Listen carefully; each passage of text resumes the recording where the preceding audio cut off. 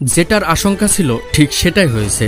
যে তৃতীয় বিশ্বযুদ্ধের ব্যাপারে সবাই সতর্ক করে আসছিল তা অবশেষে শুরু হয়ে গেছে। আগুন এবং বারুদের ধোঁয়া পুরো পৃথিবীকে গ্রাস করে ফেলেছে। যেখানে বাকি পৃথিবী ধ্বংসের আগুনে পুড়ছে, সেখানে কিছু দেশ এমনও আছে যেগুলো এই ভয়াবহ পরিস্থিতি থেকে পুরোপুরি নিরাপদ। যদি তৃতীয় বিশ্বযুদ্ধ শুরু হয় তাহলে এই 4টি দেশ বসবাসের জন্য সবচেয়ে নিরাপদ বিকল্প হতে পারে। প্রথমেই আসে সুইজারল্যান্ড। এটি একটি ছোট্ট ল্যান্ডলকড দেশ যা ফ্রান্স, জার্মানি, ইতালি এবং অস্ট্রিয়া দ্বারা পরিবেষ্টিত। সম্ভবত এটি বিশ্বের সবচেয়ে নিরপেক্ষ দেশ। এতটাই নিরপেক্ষ যে গত 200 বছরে সুইজারল্যান্ড কোনো যুদ্ধ করেনি।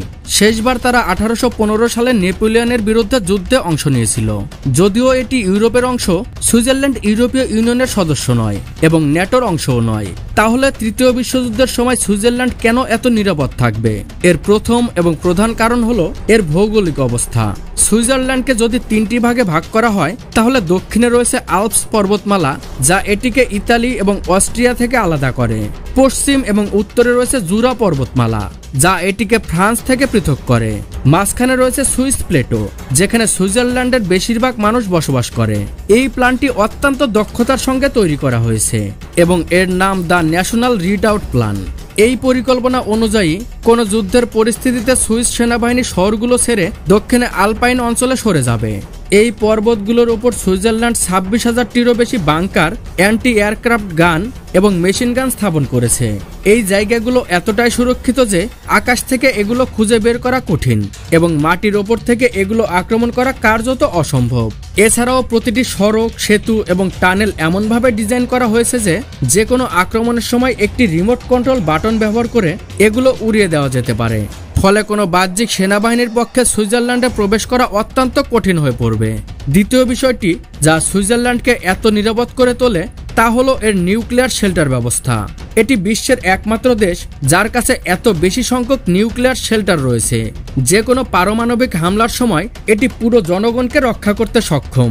1960-এর দশকের পর থেকে সুইজারল্যান্ডে আইনত প্রতিটি আবাসিক ভবনে একটি নিউক্লিয়ার শেল্টার থাকা বাধ্যতামূলক, যা প্রায় 12 মেগাটনের বিস্ফোরণ সহ্য করতে পারে। সুইজারল্যান্ডের নিউক্লিয়ার শেল্টারের সক্ষমতা 114%, অর্থাৎ শুধু নিজের জনগণ নয়, বাইরে থেকে যদি আরো 14% মানুষ আসে তবে তাদেরও আশ্রয় দেওয়া সম্ভব। সুতরাং আমরা বলতে পারি যে নিউক্লিয়ার যুদ্ধেও সুইজারল্যান্ড পরাজিত হবে না। এই কারণে কেউ বলেছিল যদি বিশ্বে কোনো নিউক্লিয়ার যুদ্ধ হয় তাহলে কেবল 3টি জিনিস টিকে থাকবে: কিছু দেশের প্রেসিডেন্ট, তেলাপোকা এবং সুইজারল্যান্ডের 86 লক্ষ জনসংখ্যা। দ্বিতীয় অবস্থানে রয়েছে ফিজি।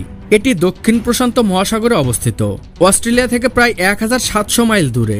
ফিজি প্রশান্ত মহাসাগরের সবচেয়ে উন্নত দ্বীপগুলোর একটি।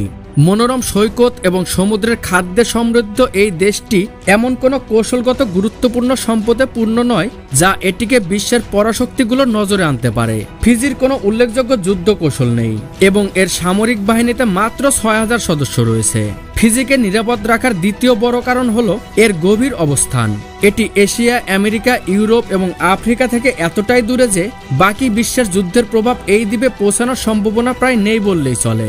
এমনকি যদি অস্ট্রেলিয়ার ওপর আক্রমণ হয় তবুও ফিজি এত দূরে যে এটিকে সমুদ্রপথে দখল করা অত্যন্ত কঠিন হবে, কারণ এর আশেপাশে 300-রও বেশি দ্বীপ রয়েছে যেগুলো পাড়ি দিতে একটি শক্তিশালী সেনাবাহিনীর জন্য বিরাট চ্যালেঞ্জ হতে পারে। ফিজির অর্থনীতি প্রধানত পর্যটন এবং কৃষির উপর নির্ভরশীল। যদি তৃতীয় বিশ্বযুদ্ধের কারণে পর্যটন বন্ধ হয়ে যায় তবুও ফিজির পর্যাপ্ত কৃষিজমি এবং সীমাহীন সামুদ্রিক খাদ্যের সরবরাহের কারণে সেখানকার মানুষের জীবনযাত্রায় বড় কোনো প্রভাব পড়বে না। তবে ফিজিতে বসবাস করার একটি বড় সমস্যা হতে পারে আপনি বিশ্বের বাকি অংশ থেকে এতটাই বিচ্ছিন্ন হয়ে পড়বেন যে বিশ্বযুদ্ধের ফলাফল কি হচ্ছে বা কে জয়ী হচ্ছে তা জানা আপনার পক্ষে প্রায় অসম্ভব হয়ে পড়বে। তৃতীয় স্থানে রয়েছে নিউজিল্যান্ড। ফিজি থেকে কিছু মাইল দূরে অবস্থিত নিউজিল্যান্ড বিশ্বের সবচেয়ে শান্তিপূর্ণ দেশগুলোর একটি। গ্লোবাল পিস ইন্ডেক্স অনুযায়ী এটি বিশ্বের সবচেয়ে শান্তিপূর্ণ এবং 10ম সুখী দেশ। কিন্তু তৃতীয় বিশ্বযুদ্ধের সময় নিরাপদ থাকার মূল কারণ হলো এর অবস্থান, ভূরাজনৈতিক নীতি এবং সম্পদে সমৃদ্ধ হওয়া। যদি অবস্থানের কথা বলা হয়, নিউজিল্যান্ড ফিজি থেকে আরও 1600 মাইল দক্ষিণে অবস্থিত, অর্থাৎ এটি যুদ্ধের কেন্দ্র থেকে আরও দূরে। দ্বিতীয়ত, নিউজিল্যান্ডের দক্ষিণে অবস্থিত সাদার্ন আল্পস পর্বতমালা এটি যে কোনো বিদেশি আক্রমণের বিরুদ্ধে প্রাকৃতিক সুরক্ষা প্রদান করে। তৃতীয়ত, নিউজিল্যান্ডের শান্তিপূর্ণ বৈদেশিক নীতিও এটি নিশ্চিত করে যে দেশটি কোনো বিশ্বযুদ্ধের অংশ হবে না। এছাড়াও আন্তর্জাতিক ভূ রাজনীতিতে নিউজিল্যান্ডের বিশেষ কৌশলগত গুরুত্ব না থাকায় এটি বিশ্বের অন্যান্য দেশের জন্য এমন একটি লক্ষ্য নয় যেটি দখল করার জন্য তারা অতিরিক্ত পরিশ্রম বা ঝুঁকি নিতে আগ্রহী হবে। এজন্য নিউজিল্যান্ড তৃতীয় বিশ্বযুদ্ধের সময় একটি নিরাপদ আশ্রয়স্থল হিসেবে বিবেচিত হতে পারে। সবশেষে রয়েছে আইসল্যান্ড। যুক্তরাজ্য এবং বাকি ইউরোপ থেকে প্রায় 1000 মাইল দূরে অবস্থিত। এটি আটলান্টিক মহাসাগরের দ্বিতীয় বৃহত্তম দ্বীপ। প্রাকৃতিক সম্পদ এবং চমৎকার প্রাকৃতিক দৃশ্যের জন্য পরিচিত আইসল্যান্ড দুইটি কারণে যে কোনো যুদ্ধের সময় একটি অত্যন্ত নিরাপদ দেশ হিসেবে বিবেচিত হয়।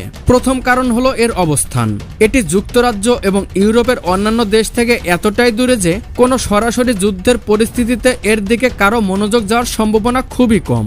দ্বিতীয়ত, আইসল্যান্ডের প্রচুর নবায়নযোগ্য শক্তির উৎস রয়েছে যা এর 100% শক্তি উৎপাদনের চাহিদা পূরণ করে। আইসল্যান্ডে বিপুল পরিমাণ ভূতাপীয় শক্তি রয়েছে যা থেকে বিদ্যুৎ এবং তাপ উৎপাদন করা হয়, ফলে এটিকে কোনো শক্তি বাইরে থেকে আমদানি করতে হয় না। যেখানে অন্য দেশগুলো যুদ্ধের সময় শক্তি সংকটে ভুগবে, সেখানে আইসল্যান্ডে এর কোনো প্রভাব পড়বে না। এছাড়া আইসল্যান্ডের অনেক খালি জমি রয়েছে। সাম্প্রতিক তথ্য অনুযায়ী প্রতি বর্গ কিলোমিটারে মাত্র 8 জন মানুষ বসবাস করে। এর মানে হলো যুদ্ধের সময় প্রচুর শরণার্থী এখানে আশ্রয় নিতে পারবে। শক্তি এবং খাদ্যের সংকট না থাকায় আইসল্যান্ড সহজেই এবং দীর্ঘ সময় ধরে যে কোনো যুদ্ধকালীন পরিস্থিতিতে টিকে থাকতে সক্ষম। শেষে আমরা আশা করি যে পৃথিবী আর কখনোই বিশ্বযুদ্ধের মতো ভুল করবে না। এমন একটি ভুল যেখানে কোটি কোটি মানুষ প্রাণ হারিয়েছিল, অর্থনীতি ধ্বংস হয়ে গিয়েছিল, আর বিনিময়ে কিছুই অর্জিত হয়নি। কিন্তু বর্তমান পরিস্থিতি অন্য কিছুরই ইঙ্গিত দিচ্ছে। যেমন প্রথম বিশ্বযুদ্ধের সময় দেখা গিয়েছিল, তেমনি আজও মনে হচ্ছে যে রাজনীতি আরেকটি বিশ্বযুদ্ধ শুরু করার দিকে এগোচ্ছে।